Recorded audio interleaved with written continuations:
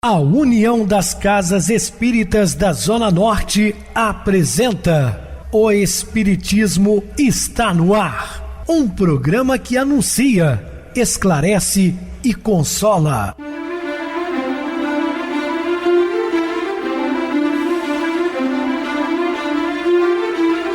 Não se turve vosso coração. Credes em Deus, credes também em mim. Na casa de meu pai há muitas moradas. Se assim não fora, eu vou-los teria dito, pois vou preparar-vos lugar. O Espiritismo está no ar. Sintonize esta frequência. Pare, pense na vida, faça perguntas. Uma ótima noite para você, muito obrigado pelo carinho, pela sintonia. Rádio Clube FM, sua voz e a nossa voz. Estamos no ar de segunda a sexta desde 2014 pela emissora. Depois passamos também a atuar pelo YouTube.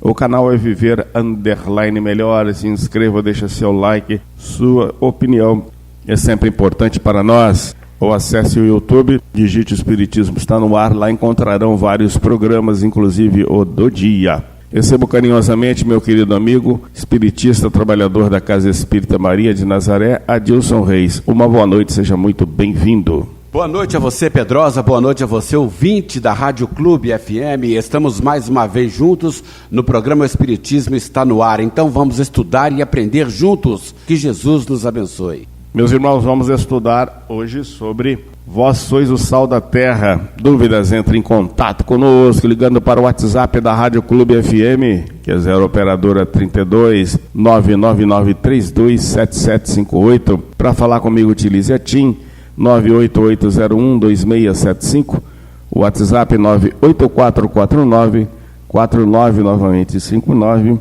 o e-mail, o espiritismo está no ar, @hotmail.com. Interajam conosco, façam perguntas, tirem dúvidas, podem dar sugestões ao programa. Estamos sempre à disposição dos ouvintes.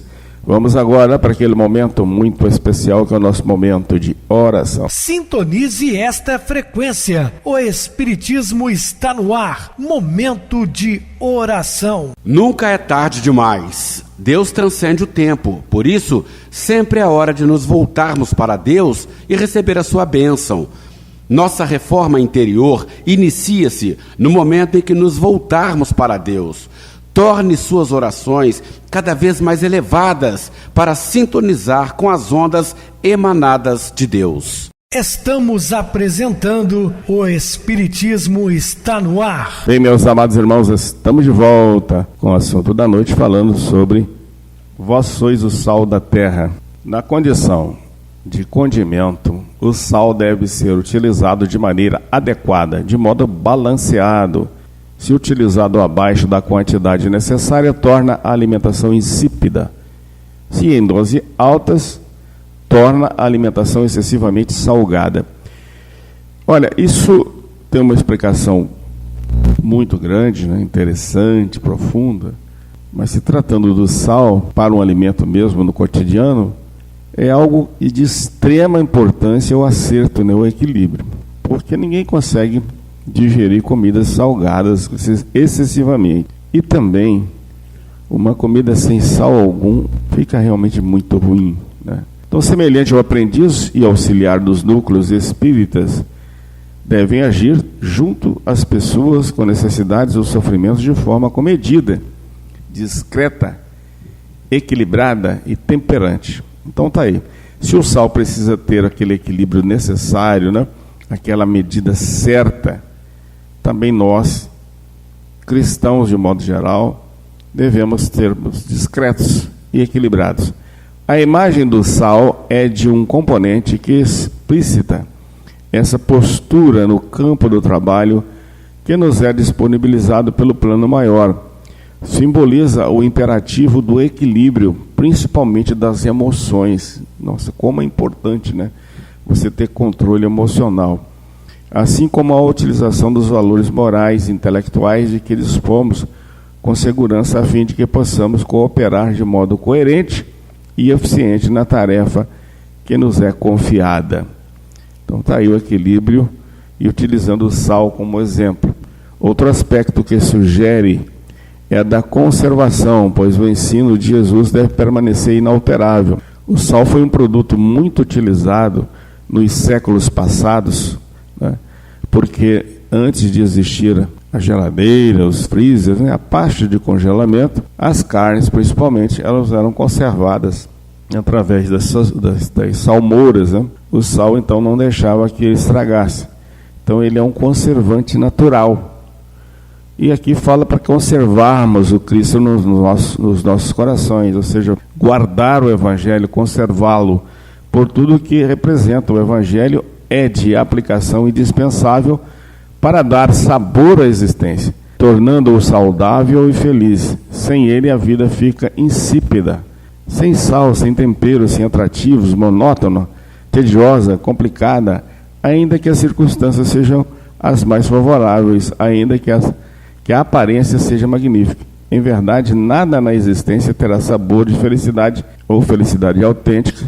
Nenhuma associação humana, seja no lar, no trabalho, na comunidade, se fará com equilíbrio e proveito se você não tiver, né, essa conservação do Evangelho.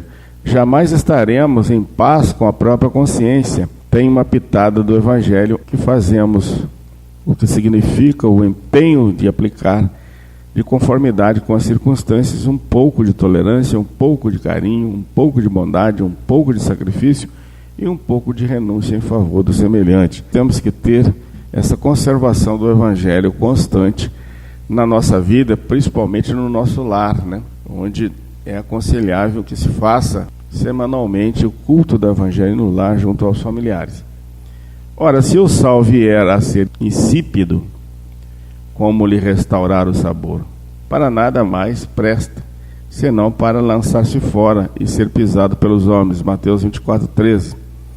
A gente fala assim, aquelas comidas de hospital que não tem tempero nenhum. Às vezes faz necessário realmente para determinados pacientes que estão com pressão muito alta, né? Não pode ter uma dosagem maior de sal, tem que ser o mínimo possível ou nem ter. Mas não é saboroso, né? Se come por uma necessidade. Mas no dia a dia seria quase impossível, né, você se alimentar sem o sal, na medida certa, obviamente. Se o sal, destituído de seu componente ativo, torna-se insosso, no sentido espiritual, a pessoa que se desperta para o Cristo é ativa, não se abate perante os fracassos e enfrenta com bom ânimo os desafios da vida. Só quem se nutre desta dinâmica incansável consegue atingir as metas delineadas, como nos adverte o Evangelho. Aquele que preservar até o fim será salvo. Mateus 24:13. Se o sal se tornasse insípido, isto é, se perdesse as qualidades especiais que o caracterizam, tornar-se-ia de modo imprestável, visto como não se poderia aplicar a outras funções além daquela que lhe é essencialmente própria. E ele faz parte da nossa manutenção corporal, né? Nós necessitamos disso. Haja visto que os bovinos também precisam de sal. Eu estava assistindo um programa no Discovery, há pouco tempo atrás, quando observei búfalos que lambiam uma parte salgada da terra. Então também há uma necessidade até para eles. Outro tanto sucede em relação à fé que faz o cristão. Se ele desnaturar dos predicados que o exornam, torna-se-á de todo anódina, inválida e inútil. A religião que não promove o aperfeiçoamento do espírito, que não constrói, que não consolida o caráter do homem, não é religião. É sal insípido que mais cedo ou mais tarde cairá fatalmente no desprezo. Então, as religiões, de um modo geral, têm que incentivar a criatura, né? Fazendo com que ela se transforme. Se nada disso ocorrer, né, é uma comida sem sal, ou seja, mais cedo ou mais tarde, ele deixará. Se os discípulos do Cristo são o sal da terra, não devem se tornar insípidos, isto é, corruptíveis ou contaminados pelas influências inferiores que os afastam do Evangelho do Senhor. O legítimo servidor do Mestre onde quer que se encontre, está sempre orando e vigiando para não cair em tentações. Não permanece um instante inativo, age sempre, dá-se a conhecer como as árvores pelos frutos que produz, isto é, pela ação que exerce, não se oculta, é uma revelação permanente. Pelo exterior pode confundir-se com outras maneiras, mas entretanto, se em relação com ele, sua essência revela-se pronta e distintamente. Nunca assimila as impurezas de outrem, transmite invariavelmente seu poder purificador, não se macula ainda que mergulhado em imundícia, sai ileso de todas as provas, vence todas as linhas, tem uma função determinada e precisa, destinada, inconfundível.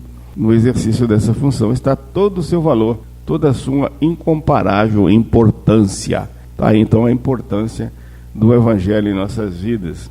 Quando vós sois a luz do mundo, registrado por Mateus capítulo 5, versículo 14, esta afirmativa evidencia mais uma vez a proposta educacional, a própria evolução dos seres em um caminho que vai das trevas para a luz.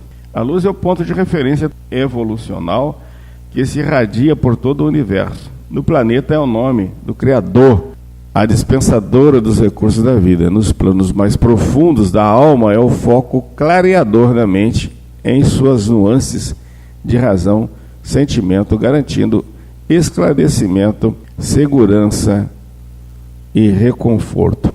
Então está aí, informações preciosas do Evangelho em nossas vidas. Posicionados como aprendizes de Jesus, os discípulos sinceros serão sempre os elementos refletores de maior ou menor limpidez da luz soberana que irradia em plenitude do próprio Cristo. Nesse sentido, a questão 622 de O Livro dos Espíritos propõe: confiou Deus a certos homens a missão de revelarem a sua lei?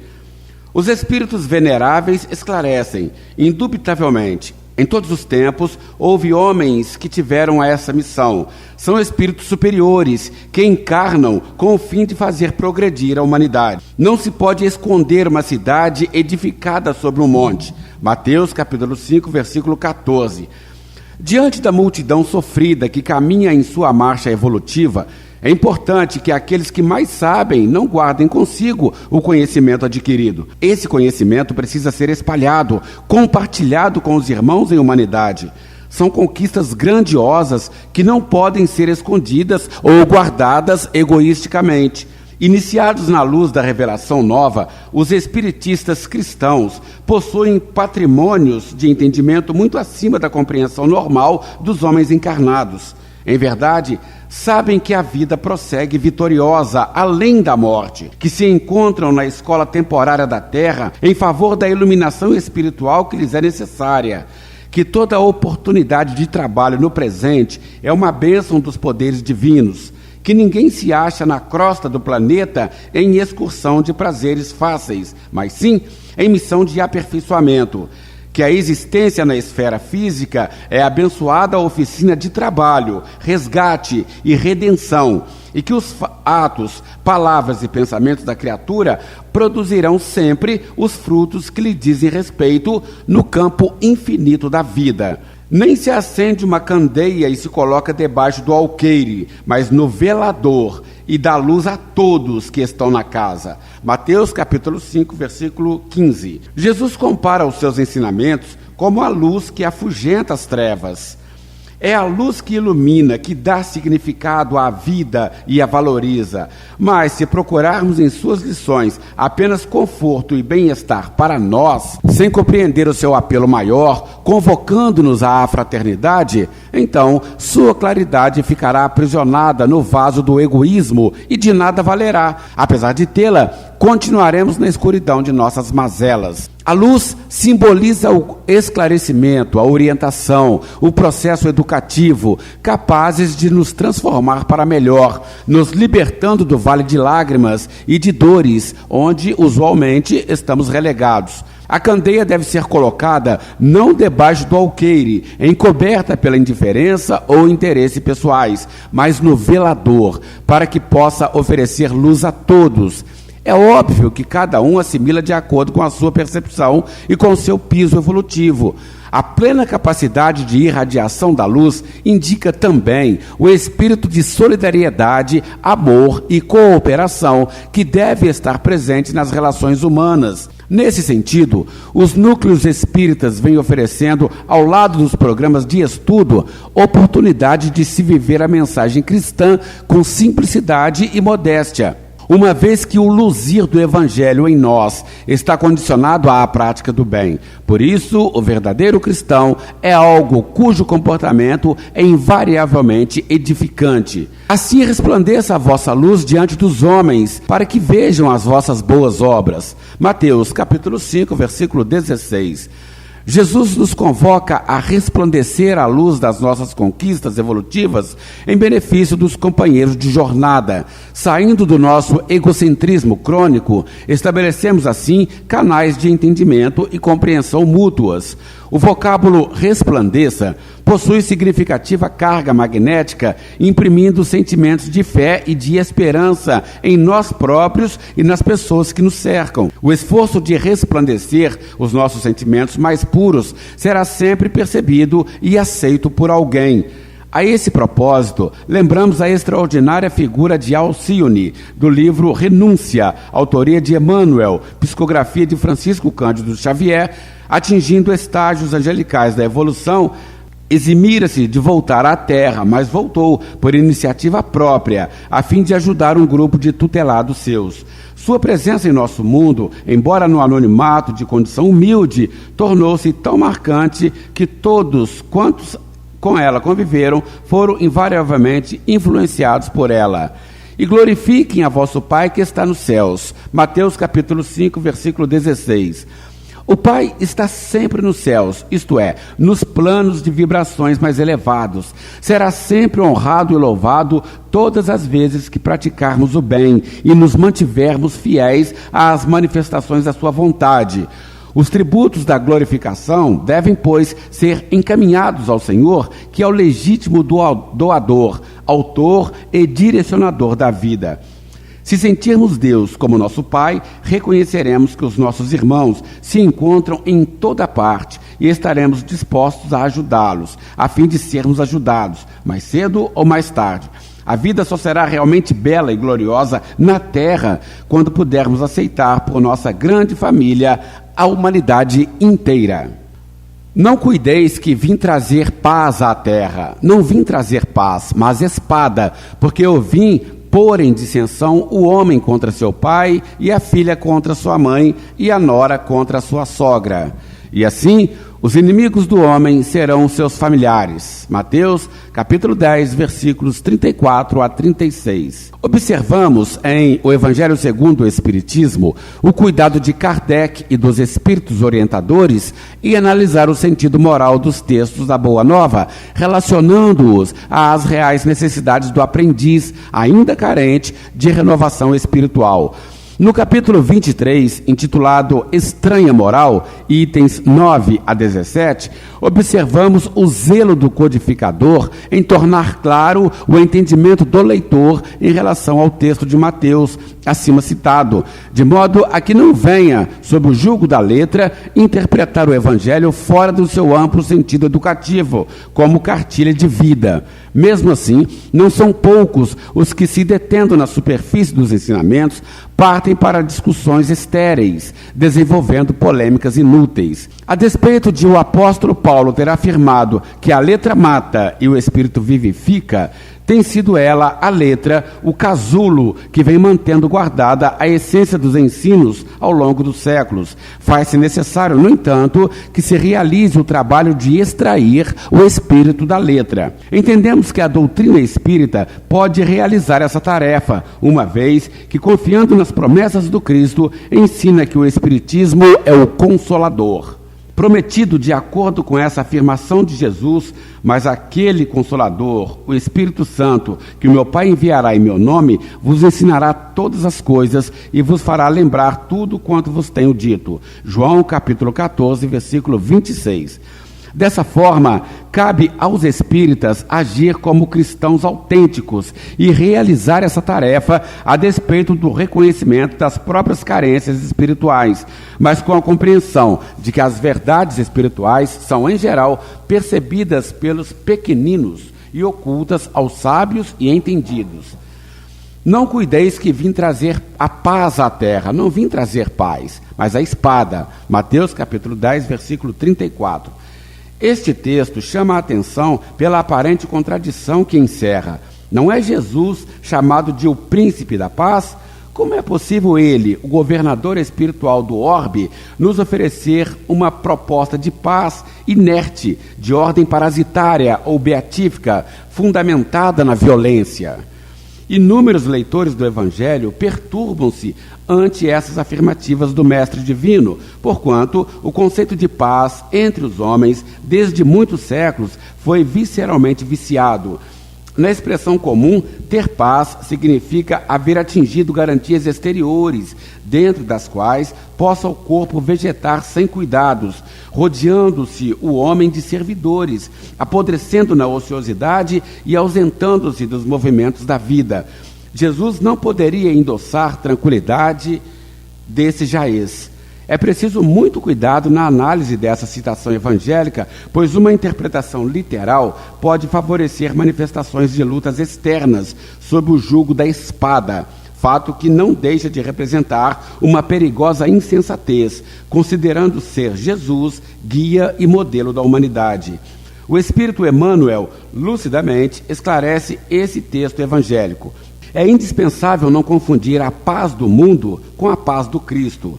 A calma do plano inferior pode não passar de estacionamento.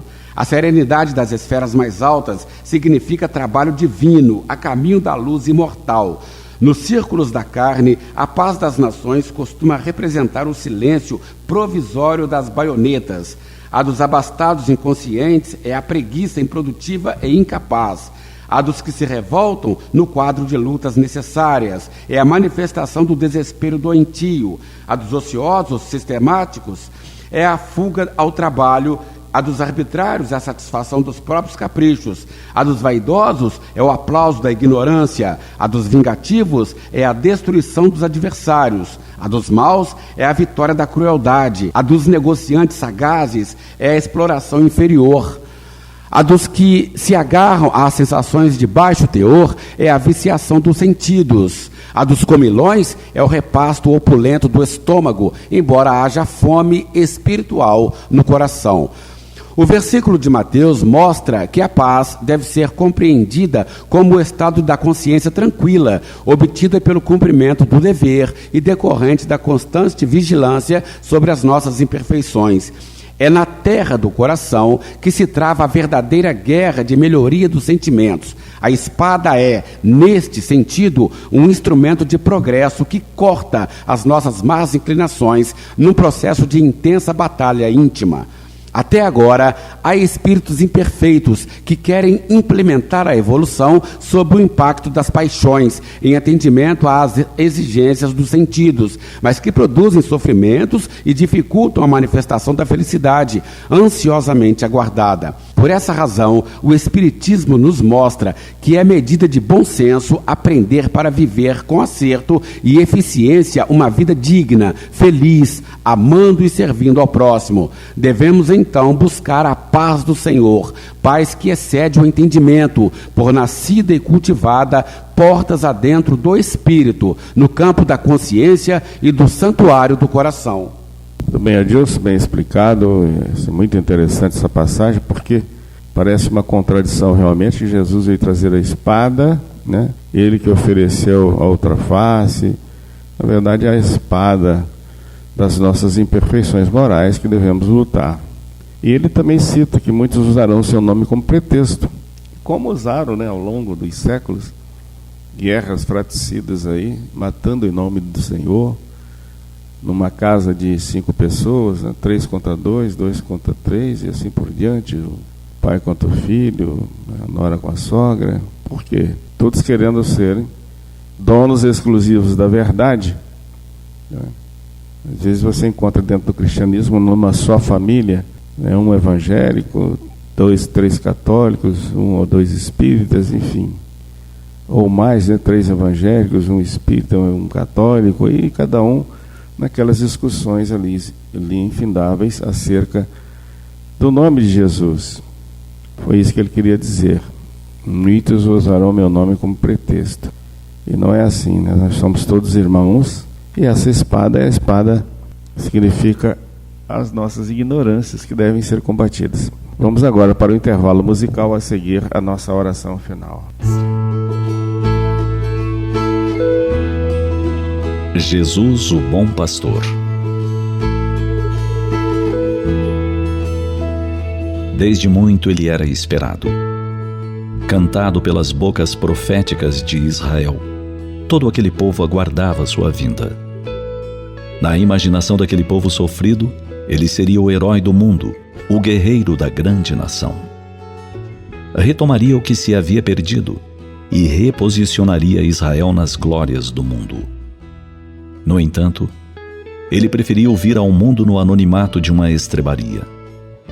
Por 30 anos, seu cotidiano foi a simplicidade da casa paterna, no burgo quase esquecido de Nazaré. O rei solar fez-se carpinteiro, homem comum, entretido com as coisas comezinhas daquela gente simples e humilde, esperando sua hora chegar. E quando saiu ao mundo para pregar as coisas de Deus, nunca mais a humanidade foi a mesma. Conhecedor profundo da alma humana, foi capaz de revelar os profundos segredos da lei de Deus na linguagem simples daqueles que o ouviam. Se as meretrizes, leprosos, cegos e coxos eram sua companhia e os amava em intensidade, também sabia conviver com as autoridades, os sábios e os amoedados. Ele veio para os doentes, pois conforme ele mesmo afirmou, os sãos não precisam de médico, e os doentes da alma estão em todo lugar. Fez-se um médico de todos ao oferecer do seu remédio para curar os males da alma. Para tanto, exemplificou e vivenciou a exaustão o amor ao próximo e o amor a Deus sobre todas as coisas, como ele bem lembrara ser o maior mandamento da lei do Pai. Entendendo as dores da alma, posicionou-se como o bom pastor, prometendo cuidar de cada um de nós, as ovelhas de seu rebanho. Vinde a mim todos vós que vos encontrais cansados e aflitos, e eu vos aliviarei. Eis a promessa que todo coração sedento de paz deseja ouvir. Tomai sobre vós o meu fardo, que é leve, e meu jugo, que é suave. Falava ele da sua proposta de convencer-nos a nos deixar arrastar pelo amor. Nunca antes, e nem depois dele, alguém vivenciou o amor ao próximo em tão elevada pureza. E amava com tal intensidade que curava leprosos com seu toque, estancava hemorragias com suas virtudes, e processos obsessivos intensos se desfaziam sob o seu comando. Na sua pureza incomparável, legou-nos as lições mais belas que a humanidade jamais houvera tido, muito embora ainda incompreendidas, quando não esquecidas por nós. Mas, eis que nestes dias de aflição e angústia, de transição e tumulto pelos quais passa a terra, novamente a voz dele ecoa em nossos corações. Vinde a mim todos vós que vos encontrais cansados e aflitos.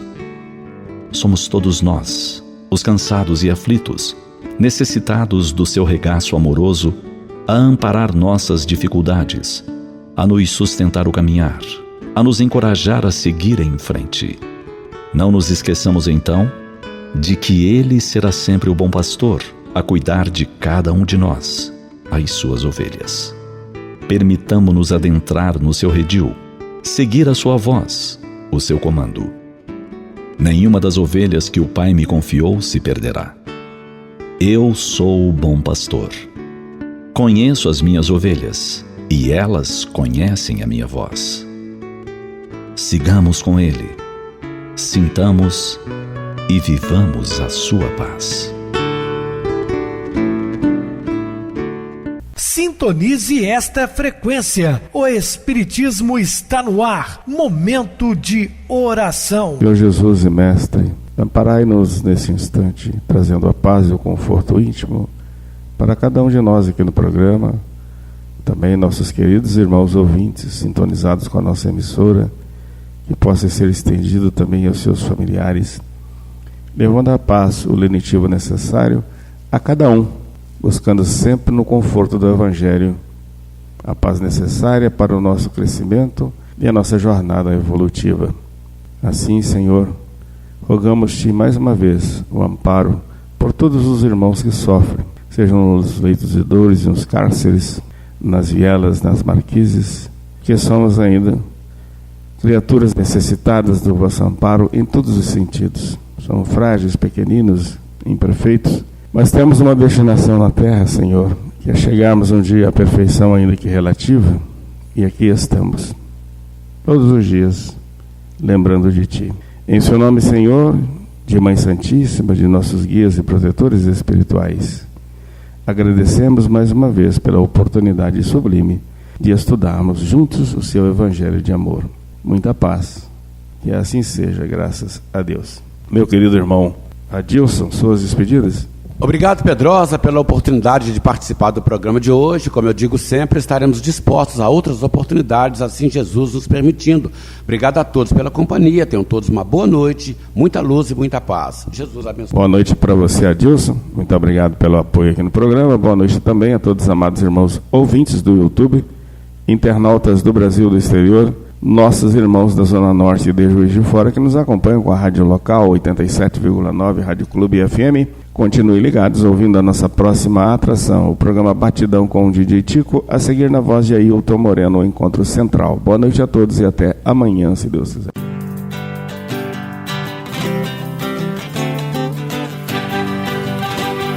A União das Casas Espíritas da Zona Norte apresentou O Espiritismo está no ar, anunciando o Evangelho de Jesus, esclarecendo sua mensagem, consolando corações.